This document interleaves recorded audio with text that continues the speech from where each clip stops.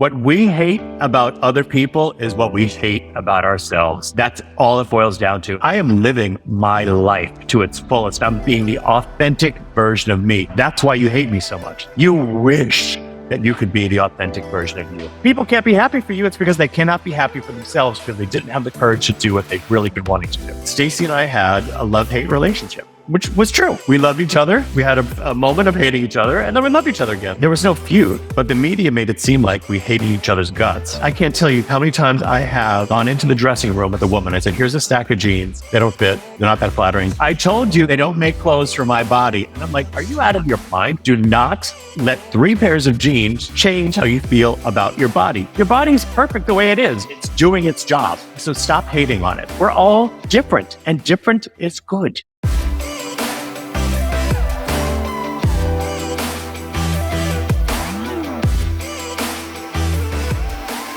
Hey there, welcome back to another great episode of Raj with Kate Eckman. It is such a special episode for me today because one of my all-time favorite people is here with us to share his brilliance, his humor, his wisdom. I'm not even going to give too much of an introduction because he really doesn't need one, but you may recognize him from TLC's What Not to Wear back in the day, and more recently from ABC's The Chew. He's written so many best-selling books. He is a fashion icon in his own right. And I know him from his stint at Macy's, where he would just travel all around the country, giving the most expert advice on how to look good in our clothes, how to feel good in our clothes. And I was working as one of his models and just fell in love with him as a person. And so I'm just going to bring him out now. Clinton Kelly. Kate, hello, my dear. It's so wonderful to see you, as always. You're one of my favorites. This is so fun. Thank you. And I didn't mention, but I'll let you share. You have this incredible new project. The title alone is just worth tuning in for, even if you know nothing about it. But please share your good news with us that is coming out. We'll see when we air this. I want to air it around the launch. But tell us this big news that you have for us. Well, the show is called Wear Whatever the F You Want. And I am hosting it with my old pal and co-host, Stacy London. We have reunited, and it feels so good. And it's going to be on Amazon. We don't have a release date just yet, but it's all been shot and edited. So it's ready to go whenever they say they want to release it. And it's basically the anti what not to wear, where we told people, you shouldn't be wearing this and you should be wearing this. This new show is about, tell us in your wildest fantasies what you'd really like to look like. Let's take that out for a test drive and then maybe adjust based on the reality of your life. I love that so much. I think we all leaned into that a little bit too much of wearing whatever the F we want during COVID, which is when this idea was born. So when I think of that, the first thing that comes to mind is great, pajamas everywhere, but that's not what we're talking about. No, it's about having a true style that reflects who you are as a human being on the inside. And maybe on the inside, you are somebody who would rather be asleep. So in that case, if you want to wear pajamas, great. That doesn't make for wonderful television, so we'll just leave you to that. But it's, it's more like people who always wanted to be punk, but didn't have the courage to do it. Or somebody who was goth/emo who wanted to be preppy to meet a different type of guy. Just that kind of stuff. It's been a blast. It's a really fun show. It's really nothing like What Not to Wear because we're more like coaches. We're like, hey, you can do this. You got this. We're not tearing anybody down. We're not making any criticisms. Of course, we're going to have opinions and we share our opinions about things, but it's certainly not a criticism. It was a great experience to shoot. I hope they order 20 more episodes, 20 more seasons of episodes, I should say. It needs to be on forever. I think not just the style and the fashion, but really embracing our uniqueness and our authenticity, throwing other people's opinions about us and how people perceive us out the window. And that's something that I've had to do recently, even to create and launch this show, because there's a lot of chatty Cathys in the peanut gallery, and they're usually the ones who aren't daring or bold enough or courageous enough to create their own thing, to put it out publicly, to be in the media like you and I have both been and are. What do you say to people who are in the corner kind of judgy, or it's like, oh yeah, I'd love to wear this, but what will the neighbors say? Or what will my parents think? Or what will the kids at school say? Or what will the people on the internet say? Right. Well, there are the people who are judging, right? And to those people, I would say it's so easy to judge. It takes no courage at all to judge somebody else. No courage. You just have to have a mouth or a keyboard and anybody can do it. So you're not special if you're judging. You're just one of the masses. But to somebody who says, I don't have the courage to wear what I really want to be wearing because I'm afraid of what other people will think, I say, look, I understand that. I mean, you're talking to somebody who was terrified for decades about what other people thought of me. I grew up as a gay kid in middle class Long Island. Like it was just not the thing to be out in the late 80s, mid to late 80s, even the early 90s. Like it was a scary time. And so I was constantly worrying about what other people thought of me. And then I don't know, at some point it just clicked. Like, who cares? I don't care what anybody thinks of me anymore. I really just don't care because I know who I am. And it's so easy to be judgy. So I would say to somebody, look, you can take baby steps and just try something new, like try a little baby step toward wearing what you want to wear, or go whole hog and just try it and see what happens. In most cases, what's the worst thing that's going to happen, right? Like somebody might make a comment about you when you're walking down the street. So I guess you have to ask yourself, do you care? Like, why do you care so much if a stranger doesn't like what you're doing? We're living in a society, Kate, where you open your mouth and 50% of the people are going to hate you. Wow, that's crazy. It's just the way we're living right now. If you have an opinion, 50% of people in American society will probably disagree with you just because. So you're not going to make everybody happy. So why bother even trying?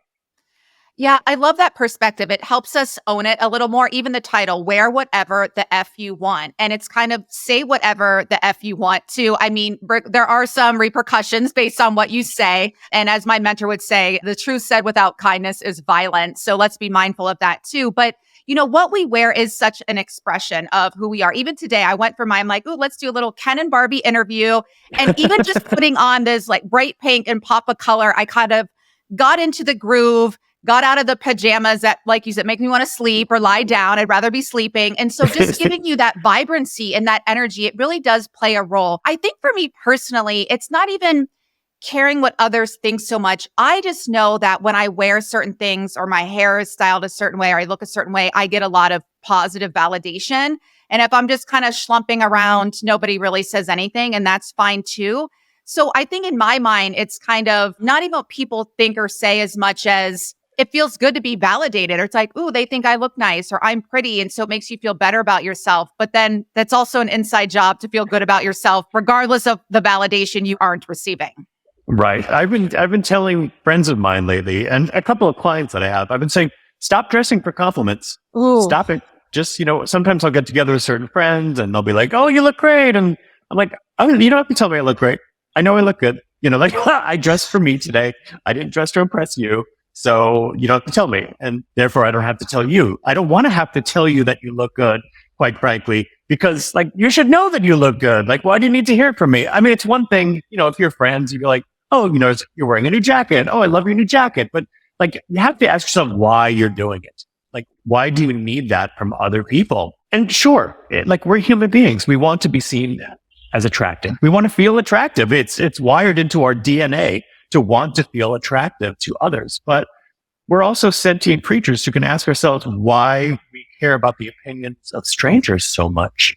Yeah, it's something. So it's good. I hope everyone's reflecting now and then keep listening back to hear what Clinton's saying and really, really take it to heart. Because I think we all pay lip service to this. Oh, just love yourself or love your body or the weight you gain, the weight you lose, what you're wearing, what you're not wearing. But I think we've both learned it is an inside job. I think part of it too comes with age. It's a good thing about aging. Yes. There's absolutely.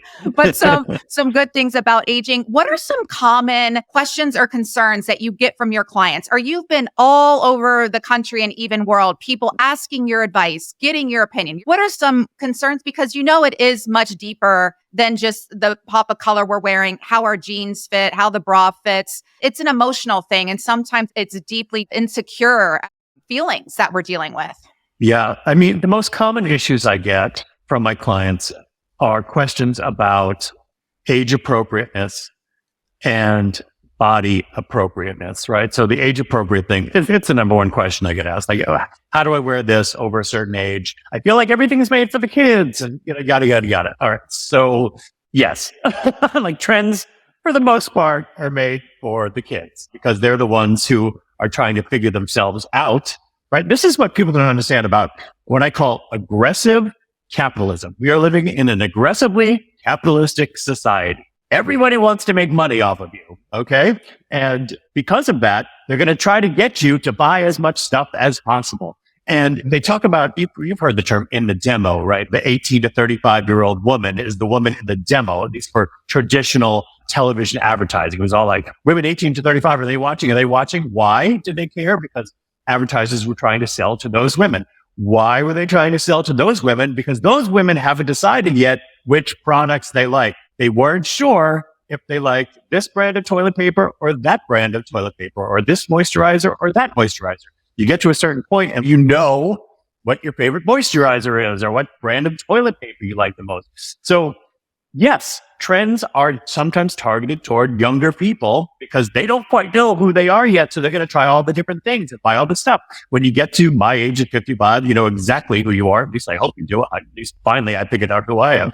And so I'm not buying trend, because I don't have anything to prove to anybody. So I think that that's really an important thing to think about. Like, why do you feel as though you need to be hopping on every trend? Is it because you really want to, or is it because you bought into this capitalistic messaging, which is you need to try new things to be relevant? So that's the age question that I get a lot from people. And to talk them through it, I mean, sometimes it takes literal hours of my life to talk them through this concept. It's like, you don't have to do anything you don't want to do. You can wear whatever the F you want. And you just have to ask yourself, do you care what the person, who's next to you at the restaurant cares about you when you're out to dinner? Do you really? No. As long as you're happy, you're happy. The other thing is, people have a lot of hangups about their bodies. And if they don't have the perfect size 4, and I say perfect in quotes, and they don't have the perfect size 4, they feel as though clothes aren't made for them and they don't fit right. I mean, I can't tell you, Kate, how many times I have gone into the dressing room with a woman. I said, here's a stack of jeans. Just try these jeans on. Try them all on. Tries on one pair of jeans. They don't fit. Tries on the second pair of jeans. They're not that flattering. Tries on the third pair of jeans. Maybe they don't fit either. I told you, she'll say. I told you they don't make clothes for my body. And I'm like, are you out of your mind right now? You tried on 3 pairs of jeans. Okay. Do not let 3 pairs of jeans change how you feel about your body. There are jeans in the world that are going to fit you and that are going to look great on you. You just haven't found them yet. So that's my job with you. We're going to find them. You can't, it's not easy. It's easy if you're a size 4 who's 5'7".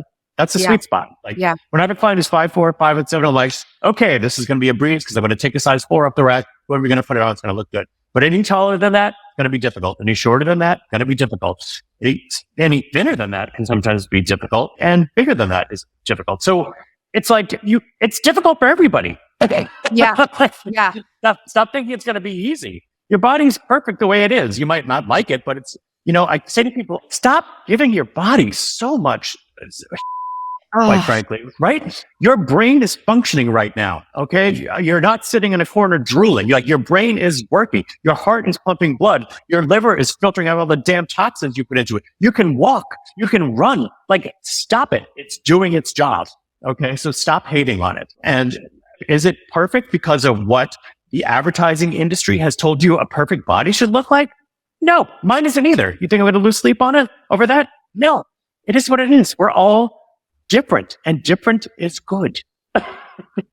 Yeah. How do we embrace, because it is an inside job, like all these things, like having the good hair, makeup, clothes, money to do all of that feels really good and it's nice. But again, going back to that inside job with this, and I've seen you up close and personal with especially women who are struggling. And listen, the gay men are like, I'm an honorary gay man. We all have our struggles. We all get a little obsessed with looks and we're a little vain at times. I say that with love. But what is this obsession that we all have? Is it in my mind, it's from the advertisers or how we're raised. It's always, we're never good enough. I mean, working as a model, I was always too something, and you get a complex after a while, which is why I've had to do so much of this deep inner work, reframe what it means to be a woman at any size, and come up with a new concept for success, and redefine what beauty is. But this is a struggle. And I know you've even seen women crying. How do you kind of work through those emotions, like independent of the clothes, but work with women especially to get us to embrace who we are a bit more? Yeah, I mean, it's work. I'm doing therapy with people. I'm a stylist now doing therapy where, I see the hatred that people have for their own bodies, and it hurts me. And it really, really hurts me to hear it. And because I think women being raised in an aggressively capitalist society have been brainwashed from birth that you have to look a certain way to be valuable.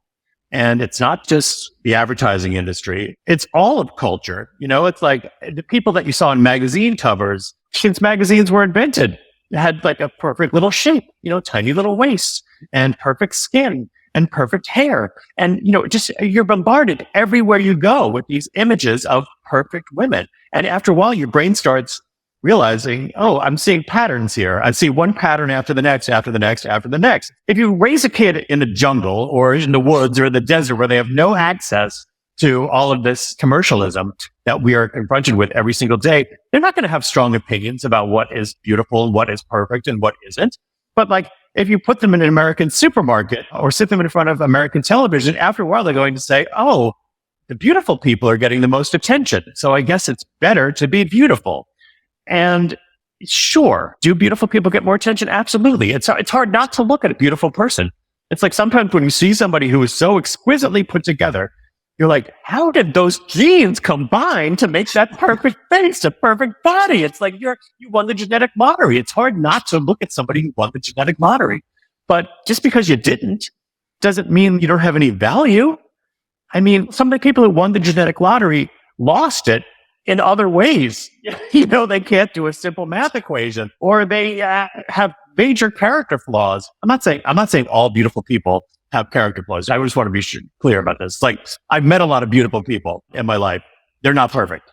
They have some serious issues. And so when you're looking at them, you think that they have everything. Their life is just perfect and gorgeous, and they just won. And they didn't win because they might not be happy. They might not be smart. They might not be able to bake the same kind of apple pie that you're able to bake or decorate a room the way you can do it. Life is not just about your looks. Yeah, I experienced that firsthand as well. I think the most deeply insecure people I've met in my life are supermodels, Victoria's Secret angels that I worked, I was like a regular off the sex set.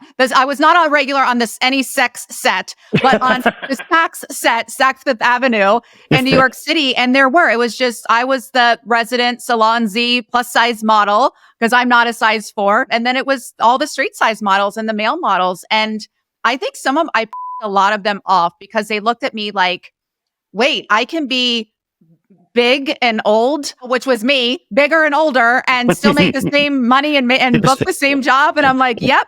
And I think it pissed them off. But they also saw, because I was a bit older and just embracing who I was in my size. And again, I'm highly educated. And so I have other things going for me. And I think they were just like, wow, they would even say, they're like, you're so confident. It's almost like they were surprised again, because I'm big and old. But so it just, none of that stuff ultimately matters. It is. And I feel good about myself because of inner characteristics and really embodying those rather than just, listen, I do feel great when I'm done up and dressed up, but then I can't wait to get home and take it all off and get in my pajamas and have no makeup on. So I feel my most beautiful when I'm engaged in a conversation like this, when I feel seen by someone I love and care for, like yourself, and we can just have a conversation and be real.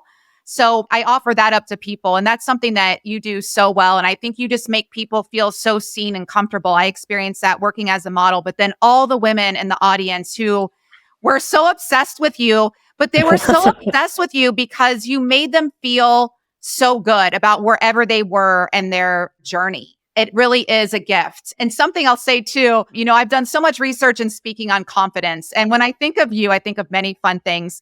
But one of the things that I think about, that it's one of the most confident statements I've ever heard. You had a new book coming out and you were just casually telling us about it. And at the end you said, but I don't really care if you buy it or not. I have enough money. Goodbye, everybody. And it was just so real. And like, you didn't care.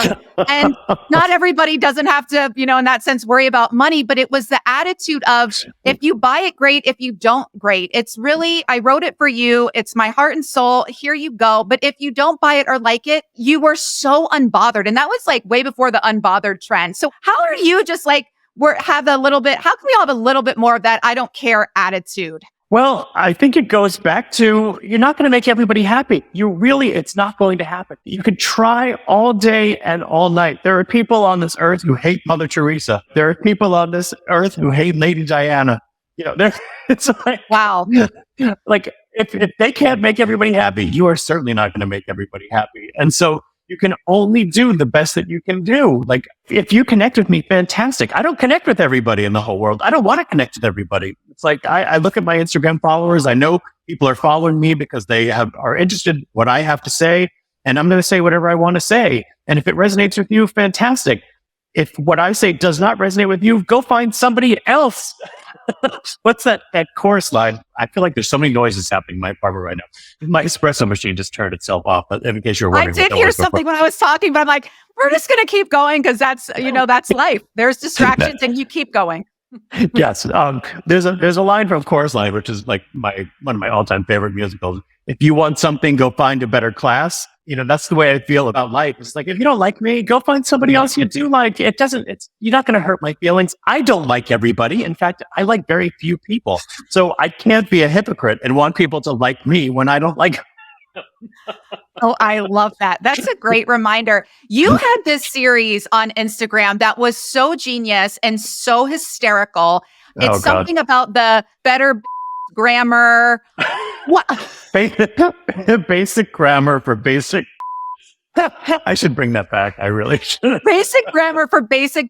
And what I love about this, first of all, I'm like, don't mess with the Northwestern University's Medill School of Journalism graduates. Thank you, which both of us are. We know our grammar. Like exactly. A B-, they'd flunk you out.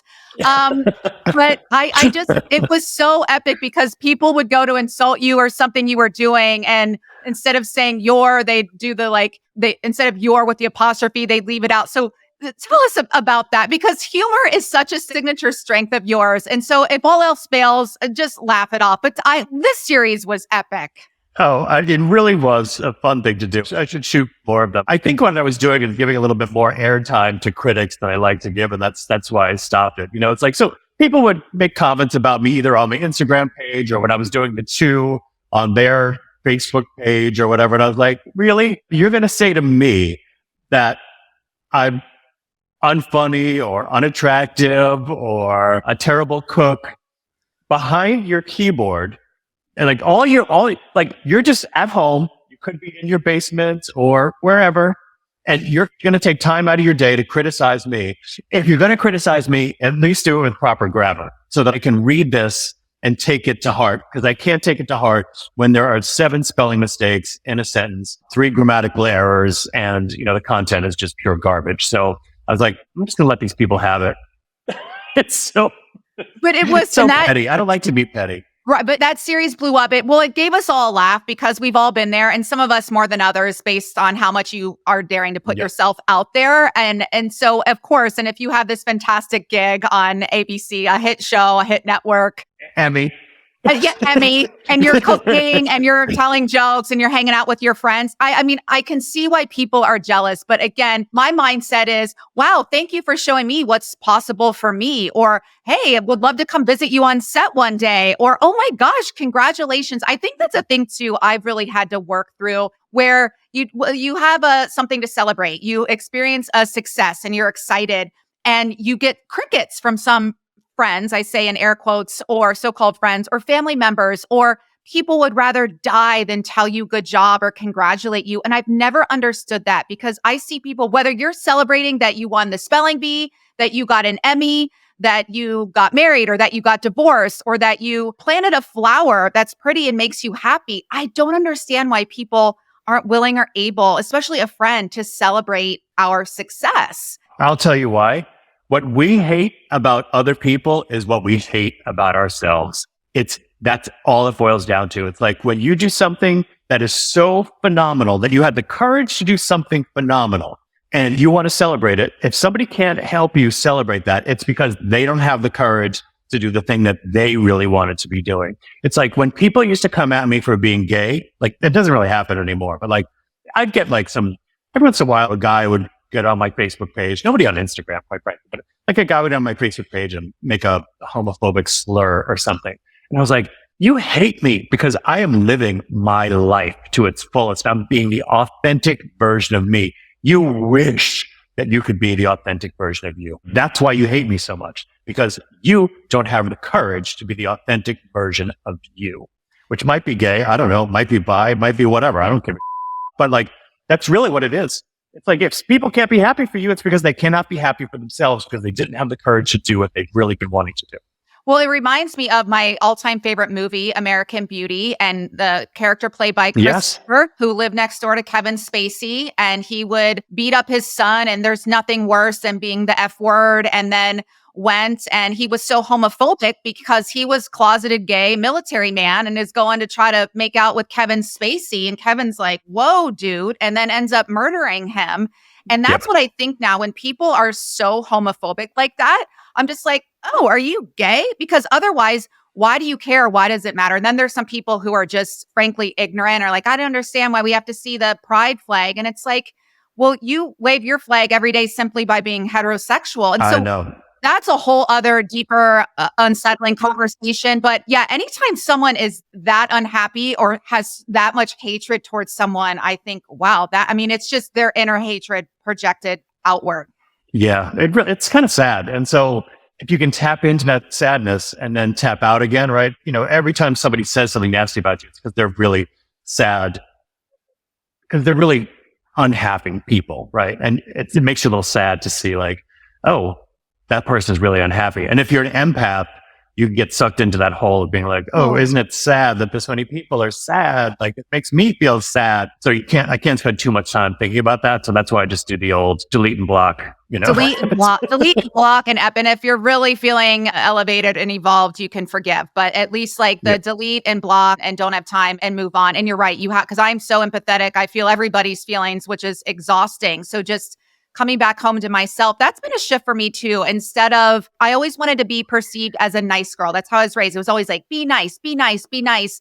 And I found myself being nice to everybody else at the expense of myself. And then, so now I am kind to myself first. And if that means I disappoint this person doesn't like me, I'm no longer friends with you.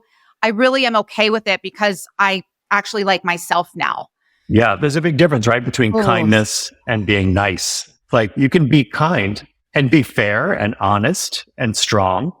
Being nice, I think, and I put that in quotes too. It's like, be the nice girl. That sort of means like, give everybody else what they want or put their needs before you put your own needs. And it's like, no, I'm just going to be kind. Yeah. And it feels fake and disingenuous. I can tell when people are doing it to me too. And so it's just, I don't need to be coddled and please don't. So I think that's why for me, this show too, just being more real and us just honoring the messy and the raw and saying things that maybe we normally wouldn't. I think we're at an age now where we can embrace that. And so that's the kind of role model I want to be. You and I here teaching people, some younger folks maybe, how to really speak their truth in a kind way, but just embrace more of who they are because we waste decades sometimes. Decades, like not owning that. So it's gotten better and it's gotten better for you. And I think the collective as a whole. But we're kind of LA, New York City people, have worked in fashion. I am reminded, my gay boyfriend, Justin, reminds me often how homophobic the world still is. Yeah. And the suicide rates are still very prevalent and rising, especially among young folks. And a lot of them who are closeted or scared to be who they are for whatever reason. I had a friend who died by suicide who would rather be dead than be openly gay or bi, which was so heartbreaking and devastating. And I didn't understand. What would you say to, I know you work with a lot of women, but, maybe some younger men who are struggling or scared or their families, there's a lot of religious beliefs where, I've heard my hairstylist was just saying, I was like, how's Ricardo from the front desk? And he was sharing that Ricardo's parents disowned him because he was gay. And I'm just like, it's 2024. I know. I think that what I'm about to say might be a little controversial. I think some people will take issue with it, but for me, your safety has to come first, right? So if you are a minor who relies on your parents to put food on your table for you and a roof over your house, lie to them. Like they might not deserve, if they think that they would disown you, that they're homophobic. If you think that they might kick you out of the house, if you said that you were gay or bi or trans or whatever it is, lie to them. Play the game until you can get out of the house. And then you can create a family of your own.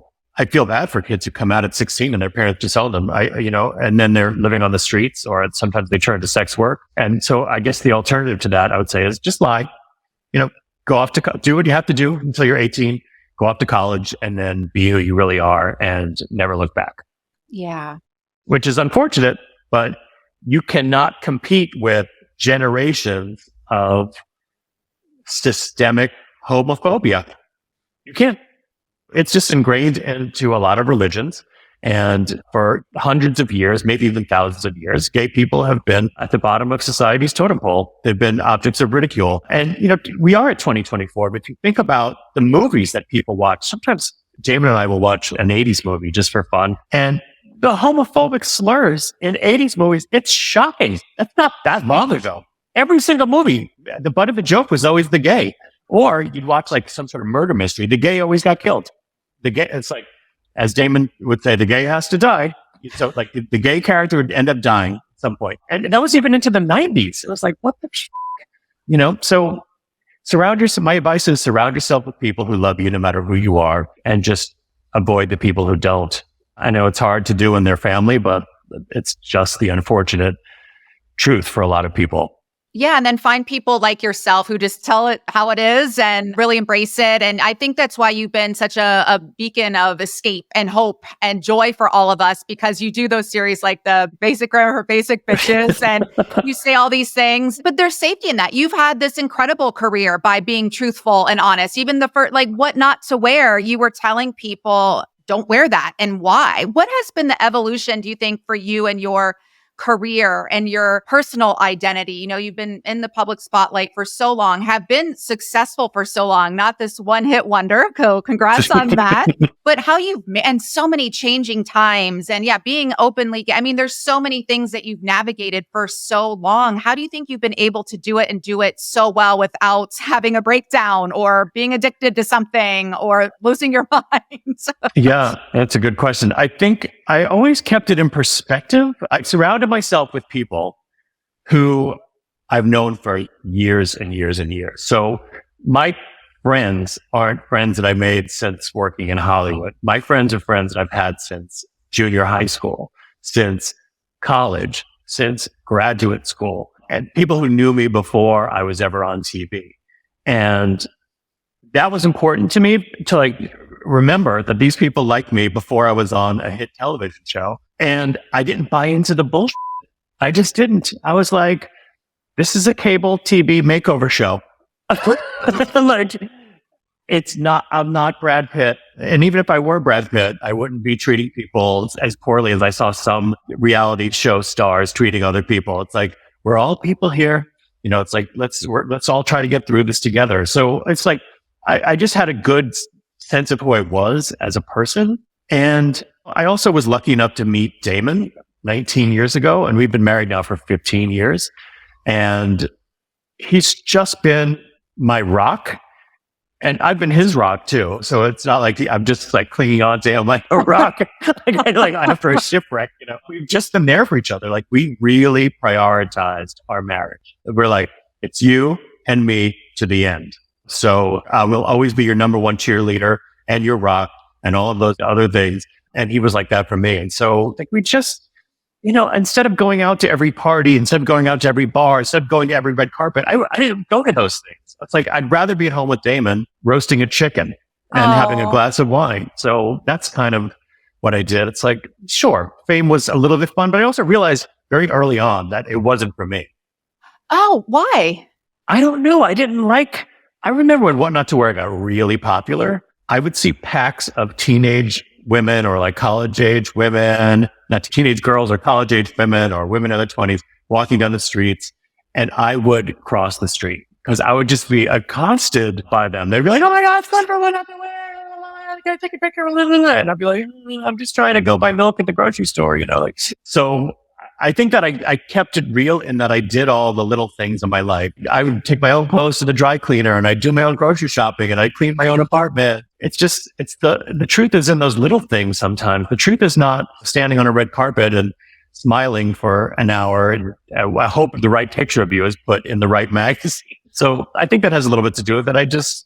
I'm just being me. I also said, I cannot pretend. Reality TV for me was a little bit exhausting in that there's so much shooting. We shot on What Not to Wear, for example, we shot an hour for every minute that aired. Wow. So it was like days and days of shooting this television show. And like, I couldn't pretend to be somebody I wasn't for that long. So I was like, I'm just going to be me. And if people like that, great. And if they don't, I'll get canceled and I'll go back to being a magazine editor. So I just was like, I'm a cockroach, Kate. Like, I literally call myself a cockroach because like, I will figure out a way to make something work. I will live in a studio apartment if I have to in a crappy neighborhood. Like, if that's what it takes to survive and be the authentic version of me, I will do that. I don't get caught up in all of the extras and the fluff. It's just fluff to me. Wow. But you're really speaking to longevity, and so much is a credit to your integrity, because I know that you saw firsthand some people really, really change once some fame set in, and that was hard to navigate, I'm sure. Yeah. I mean, think about somebody who is very famous, right? They can't go out and do the things that normal people do. Like, they just can't pop into the grocery store and buy a dozen eggs or go to the gym without other people staring at them or taking their picture. You know, it's like their lives become very insulated, right? Or insular. And everybody around them is coddling them. And everybody around them is also financially dependent upon them. Right. So you've got your hair person, your makeup person, your wardrobe person, your trainer, your personal chef. All these people need you to stay a star so that they can be paid. And so what are they going to do? They're going to tell you how great you are and that you're the most beautiful and you're the funniest and you're the smartest and you're the biggest celebrity that ever existed in the history of television or movies. And after a while, because so many people are telling you that, you start to believe it. And that's the biggest mistake you can ever make, to believe that you really are a superstar when you're not. I mean, like, look, Nicole Kidman, superstar. Like, Love her. She's never going to not be a superstar. She wanted that more than anything. She is that more than anything. But very few of us get to that level. So does that make sense? Like, taking pride in the little things, taking pride in keeping your life as normal as possible. And I think in my experience as an entertainment reporter, the biggest celebrities, you say Nicole Kidman, the Tom Cruise, the Tom Hanks, the Johnny Depps, they were by far the most genuinely kind, humble, down-to-earth people, even people, not just celebrities. And then you'd meet the C or D-list person you've never heard of, I'm sure you've never heard of. And it was insecurity, but just the arrogance and treating wait staff poorly and treating reporters poorly. And I never understood that. And I'm glad I was an entertainment reporter. I was a baby. I was 22 to 26 on the red carpets out here in Hollywood. And I remember that. I learned so much from them. Or even the mean publicist who would pull Tom Cruise away, don't talk to that press. And he would very kindly say, these people, the movie would be over. The movie premiere would be over. And Tom would still be out on the red carpet talking to everyone. He's like, you made the effort to be here. I'm going to talk to you, and was happy to do it. And I learned so much from him. I watched Tom Hanks just be so unfazed by his level of fame. And so for me, I'm not going to that level of fame, but as a human, just like, wow, and studying them more. And that's why, I'm an Aquarius, I'm a humanitarian. This show is about humanity, but really embracing that. And that's why I think it's so hard when we see people, especially even some people we know or care about, change so much when they get some fame, but they'll have their moment of crashing down. And that's why it's such a testament to your character. You've just remained the same this whole journey. It's kind of remarkable. I kind of have. Yeah. You've known me for a long time now. Yeah. So I really don't think that I have changed that much over the years. My financial situation has changed a lot since I started, since I first moved to New York City 30 something years ago, which I'm grateful for that. But you think about, people want to work with people they like, right? So like, who wants to work with an absolute diva or divo, where it's like, you know what, there are other people who can do this job just as well as you can. And they're going to be easy to work with. So I'm going to go with them, Oh, I like that. Yeah. Yeah. I'd like if you could just to take people on a little journey. And you've told me, but it's all just so interesting because so many people want a taste of fame, and everyone wants the money that comes with it. Maybe not some of the other nonsense. And you got famous so long ago in a whole different world that we lived in, but just even what not to wear, kind of fell into your lap. And then this evolution now to wear whatever the F you want. I would just love to share more and even working with Stacy London and, even in the theme of, I think so many people are like, gosh, how do you do that? Or how can I do that? Or whatever that thing is. A lot of people listening may not want to do that, but they have this big goal. They don't even know where to start or how does it even happen? So anything you could share about that journey? I'm not even sure how somebody would get into TV these days because the TV industry has changed so much. My friends who are producers are like, we have no idea what's happening right now. There are shows that get fought in the room, as they say. And then there are shows that sort of languish for years before they're ever made. And there are some that get picked up that never get made. It's just a really tricky place to be in right now. And also, I like to think about it as the entertainment pie, right? So the entertainment pie, think about that, like the 1950s was like a cupcake size, like a mini hand pie, where it's like you turned on the TV and you had just a few different choices. I Love Lucy and Leave It to Beaver, whatever. And then that pie kept getting bigger and bigger and bigger. And, I was lucky enough to get a slice of that pie in the early 2000s. And I was really grateful for that slice of pie. But now the pie has gotten so huge. Like like the pie is the size of Los Angeles. And everybody is fighting for not even a slice, a sliver, a crumb, So it's like, I don't know. I'm not sure, to be honest with you, whether it is even worth getting into the entertainment industry right now. I mean, if you love acting because it's in your blood, for example, then I would say go act. We will always need actors, right? And go on the stage and act in everything that you could possibly get cast in. And if you become famous, great. That's some bonus for you. That's icing on the cake.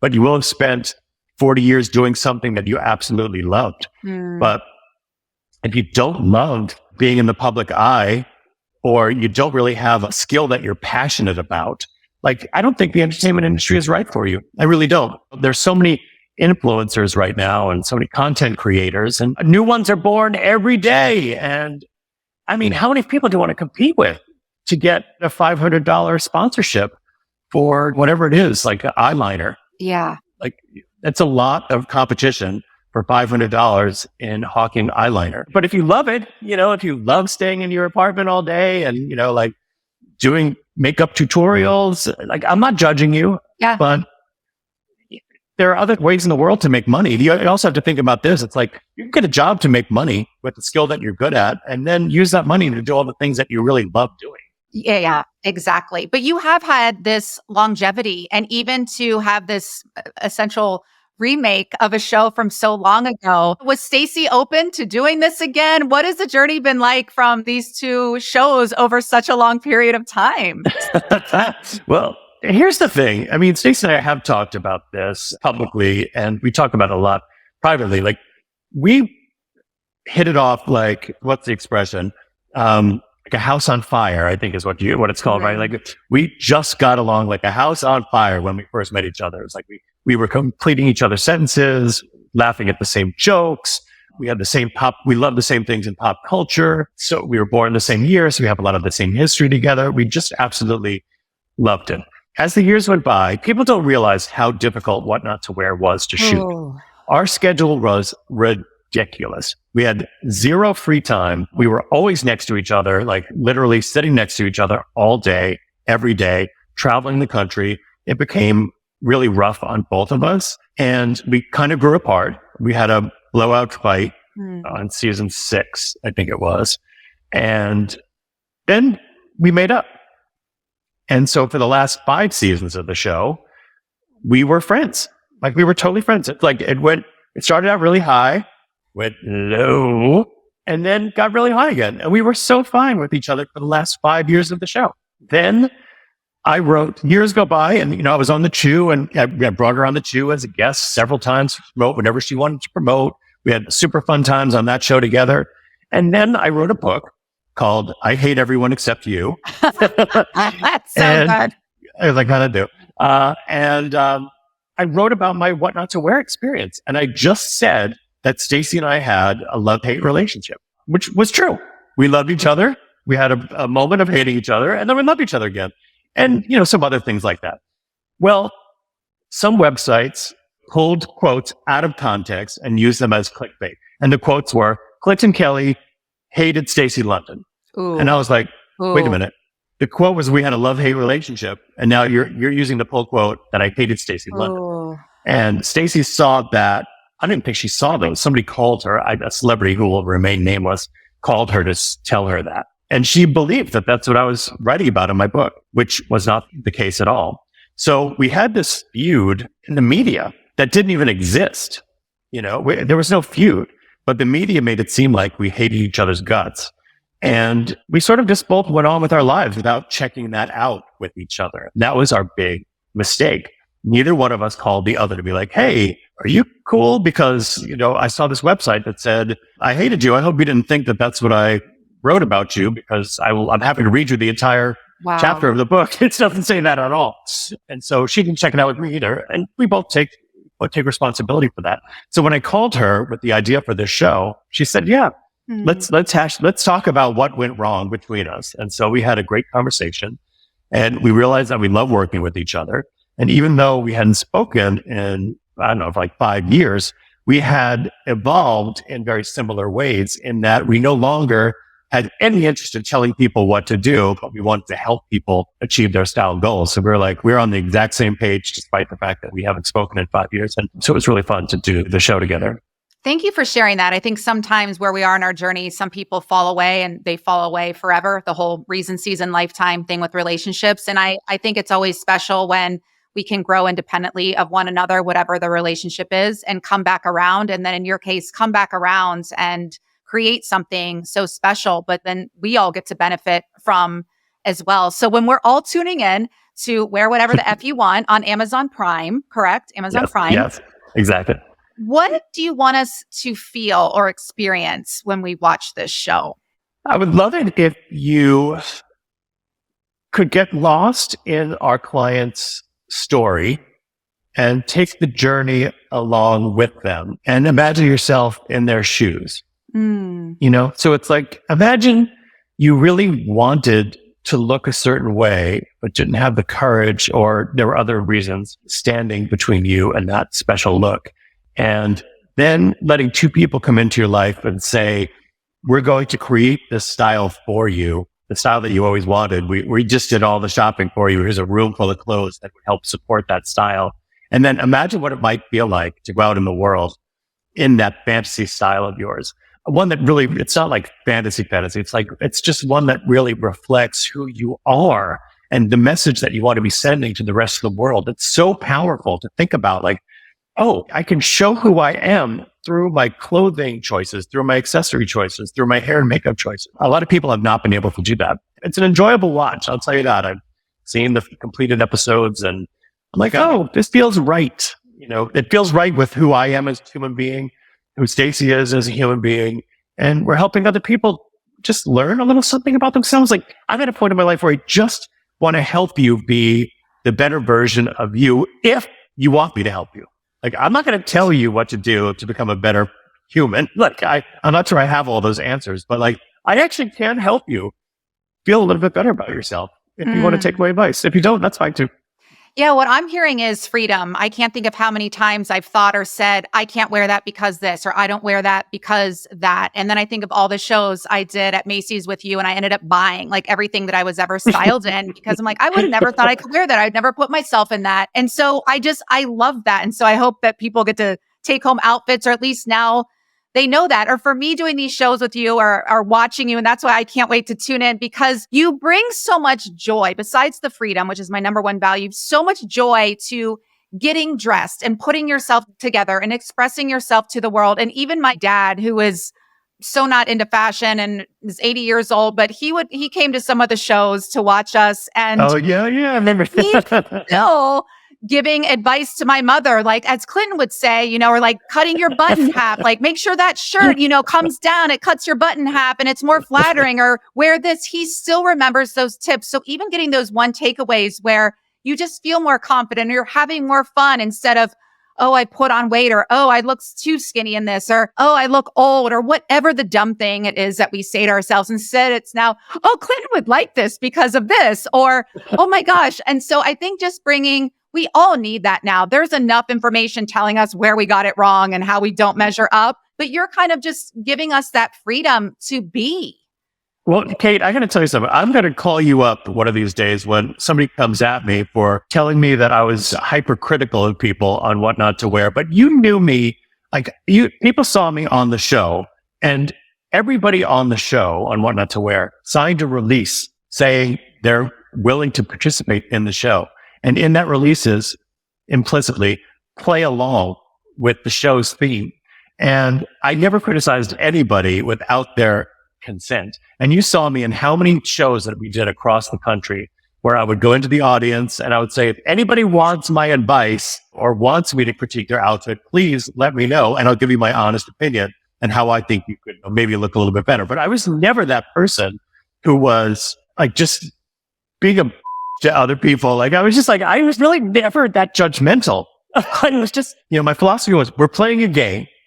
And if you want to win it, I can teach you how to win it because I seem to have figured out a lot of the rules. And, I can help you play along with those rules. Now the rules have gone out the window. Anyway, I think I took a little tangent to the point you were trying to make, but we go back so far and I get a little anxious because I've seen some things in the media where people are like, oh, Stacy and Clinton were so nasty to people for 10 years. I want to swear.